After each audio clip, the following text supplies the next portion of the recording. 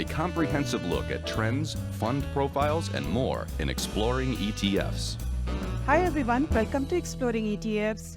I'm Neena Mishra, and today we are talking about Chinese stocks. And Chinese stocks surged today 8.5%, and it was in fact the best day since 2008. And this was driven mainly after the official PMI for September came in better than expected.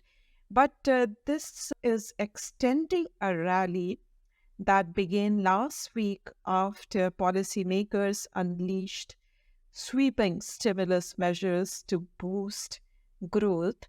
And after 3 years of limited support for the ailing economy, so it remains to be seen whether these measures are strong enough for the world's second largest economy, to prevent the world's second largest economy from slipping into a deflationary spiral.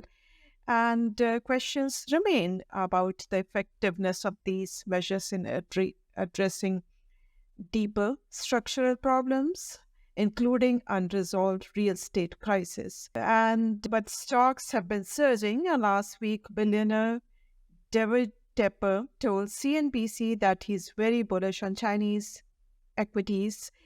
He has bought everything related to China. David Tepper is founder and president of hedge fund Appaloosa Management. Now, investors should remember that the stock exchange in China will remain closed for a week.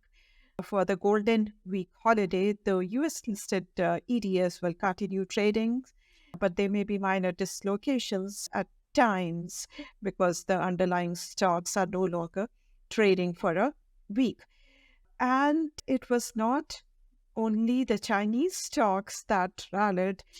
Other sectors, other stocks which are exposed to China, including commodities, copper, iron ore, and luxury good makers like LVMH, Christian Dior, automakers, and casino companies like Las Vegas Sands Wind Resorts, they all surged because of this massive stimulus. So let's take a look at the stimulus, what measures they have announced so far. So earlier last week, it began after the People's Bank of China, the equivalent of the Federal Reserve there. They announced cuts to the benchmark interest rates at the reserve requirement ratio, also reductions in mortgage rates for homeowners, and then loans to investors as well as to companies to buy back their stock, that is to boost the stock market. Later in the week, the Politburo, which was chaired by leader Xi Jinping, the Politburo pledged more fiscal support for the economy, and that suggested the government's focus has now shifted decisively to economic growth. They said that they will support the economy so that it meets the official 5% growth target for the year. Then on Sunday, the government announced that they would lower down payments for second homes and allow existing homeowners to refinance their mortgages at lower interest rates. And we all know that this is very common in the US, but it was rather difficult in China. Now let's take a look at two most popular Chinese ETFs, which are quite different from one another. So the most popular Chinese internet now is by KraneShares. The ticker symbol is KWEB. The China Internet ETF, so as the name suggests, it holds Chinese internet companies which are listed either in Hong Kong or the US. It has 5.9 billion in AUM, 70 basis points expense ratio. This has only 32 holdings, a rather concentrated portfolio.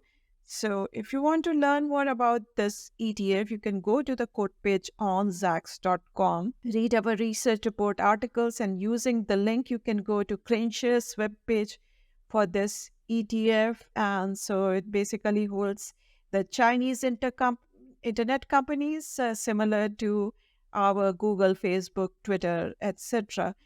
And if you look at the holdings, Alibaba Tencent, Meituan, JD.com. These are the top holdings, and they account for a significant portion of the ETF's portfolio, and they will drive ETF's performance. The second ETF is also very popular. It is by iShares MSCI China ETF. So this holds all sorts of Chinese companies, Chinese equities, which are available to international investors, including the H shares, B shares, red chips, B chips, etc. So the whole alphabet soup of the type of securities there. And this is much more diversified with 606 holdings, whereas KWeb has a rather concentrated exposure. This is also quite popular, 5.2 billion in assets, 59 basis points expense ratio. And again, you can go to our quote page, and using the link, you can go to iShares webpage and learn more about this ETF. So if you look at the holdings, more than 600 holdings, but you will see that a lot of weight in Tencent, Alibaba, Meituan, and PTT. And then you will see a lot more of other stocks which are available to international investors. On the next slide, I have the performance of these two ETFs versus the S&P 500 index over the past year. And you will see that the S&P 500 index is up about 35%. KWeb ETF is up about 28%, mainly due to this surge over the past week. And MCHI is up about 22%. On the second slide, I have the performance over the past 5 years, because these equities have been underperforming for a long time and they remain quite cheap. And we know that the Chinese economy never really recovered after more than 3 years of COVID-related shutdowns and zero COVID tolerance policies. So if you look at the 5 years performance, the S&P 500 index is up more than 100% over the past 5 years, whereas the other two ETFs, they are still down slightly. The iShares product is almost flat. KWeb is down a little more than 10% over the past 5 years. Thanks for watching. Make sure to check out zacks.com/promo for an interesting offer. Make sure to subscribe to our YouTube video channel so that you do not miss anything. And I'll see you next week.